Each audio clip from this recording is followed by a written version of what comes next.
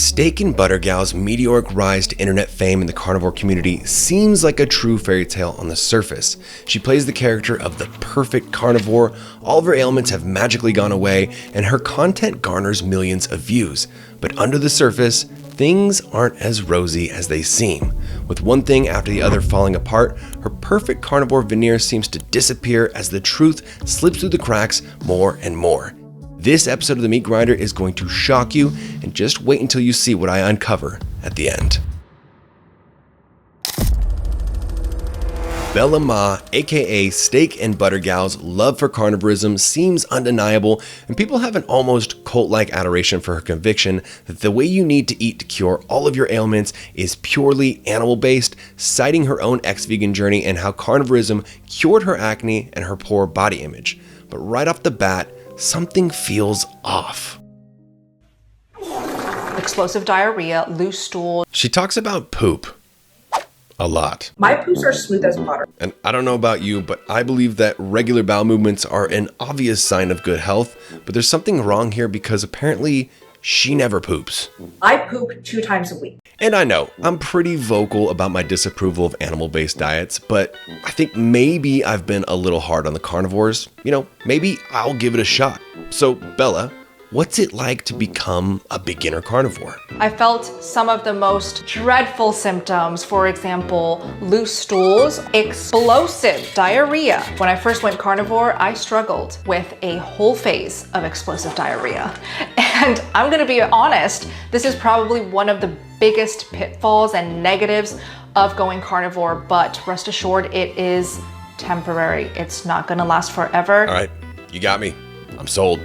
After a few quick rounds of Russian roulette with my toilet bowl, it's smooth sailing, right? I would not be surprised if you got meat aversion, palate fatigue, nausea, heartburn, acid reflux every single day.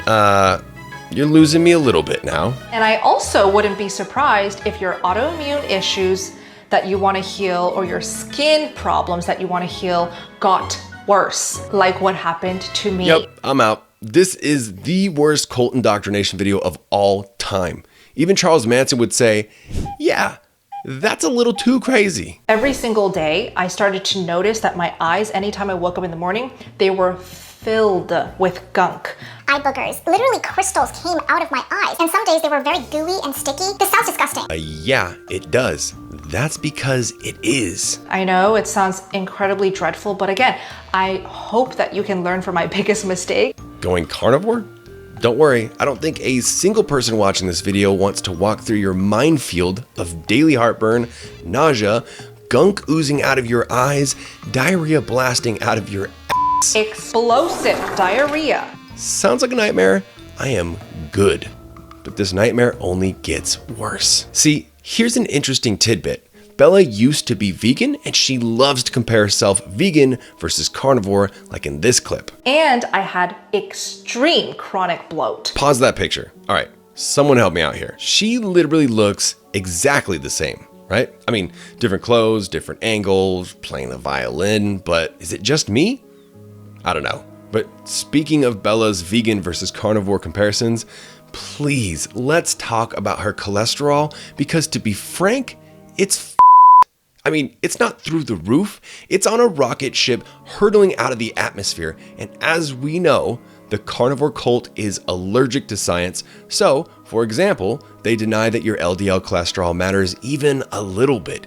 In this clip, she has a Dr. Hampton reviewing her blood. And then you'll look at the LDL, the low density lipoprotein, which some people consider bad cholesterol. You'll see that number rise substantially. In general, what you should expect, if you do low carb, keto, or carnivore, you may see a slight rise. Dude, slight? She's got enough cholesterol to send a damn rhino to the emergency room, and you're saying that it's slight? And Dave Feldman and others are doing research. So far, the preliminary data suggests that rise is not of any concern. Oh, okay. Whew. Thank God Dave Feldman, the software engineer and entrepreneur, is on it. And others. So now we've caught Bella red-handed twice, making one claim, but then the reality is the opposite. She claims her diet is the healthiest, but she's not pooping normally, and her cholesterol is so high that any responsible doctor would be calling and urging you to come into the ER immediately. But you guessed it, it gets worse.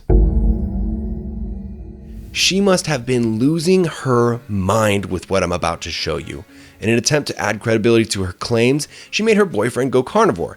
Now, she was hoping that he would excel with it and that she could expand her empire even more, especially with her male audience, by using him as this shining example, but it didn't quite work out.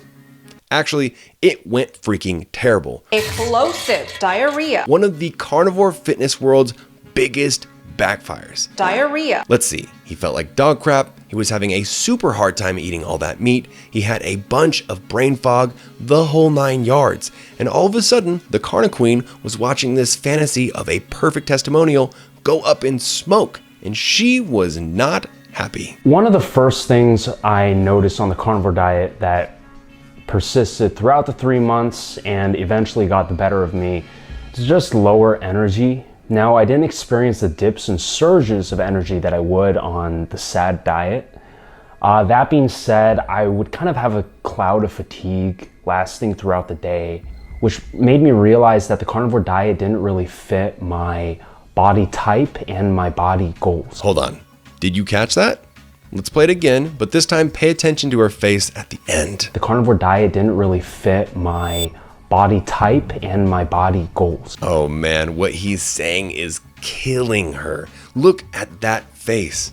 Ooh, his main goal was he wanted to put on some muscle size and get bigger, but here is what actually happened. I just wanted to gain weight, yeah, and that was tough. No matter how much I ate or how little I ate on the carnivore diet, I never really felt like I was getting closer to my own goals of physical composition. Anyone who's picked up a dumbbell and chugged a few protein shakes really isn't surprised. Everyone knows your muscles need carbohydrates to create glycogen, which is what your muscles run on. Steak and butter, boyfriend? Look at me.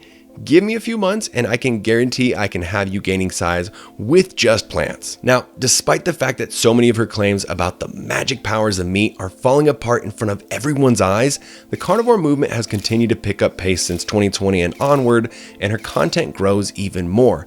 But what happens next is crazy.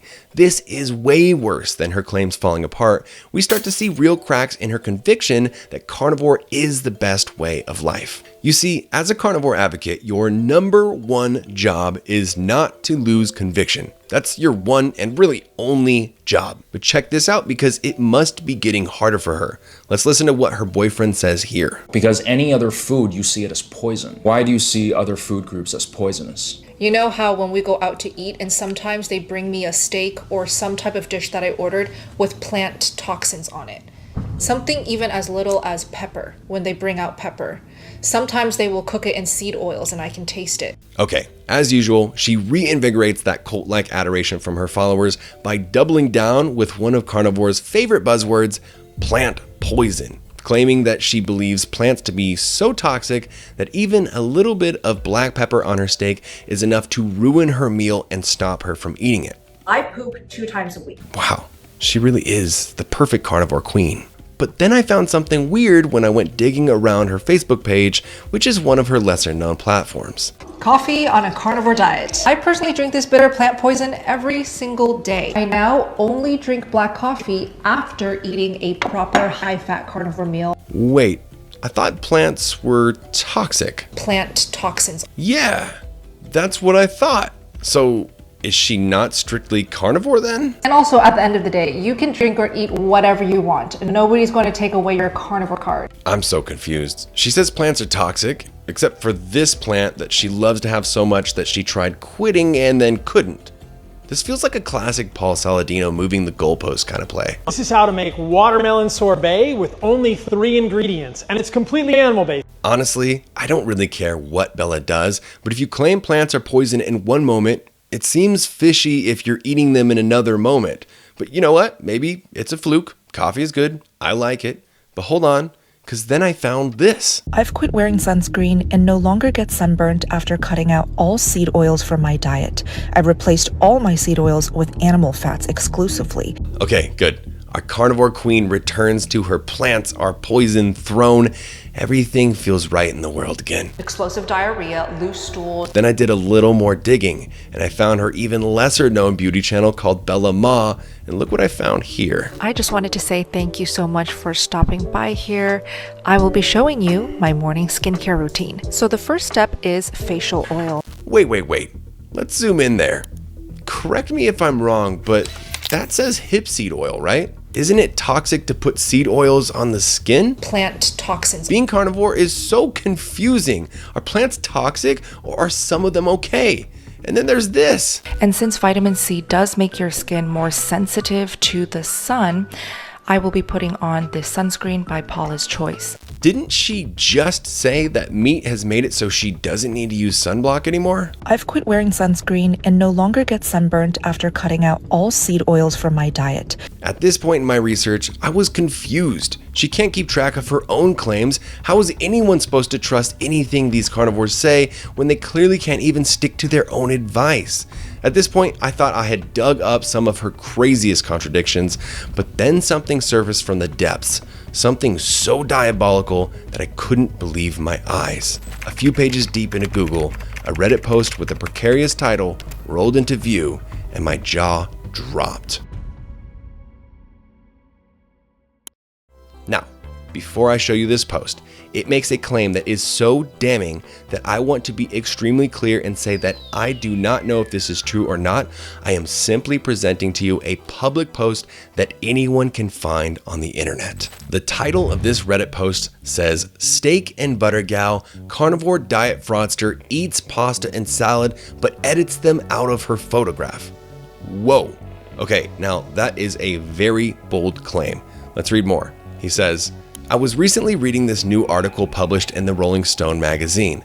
On the article, there's this photograph of Steak and Butter Gal.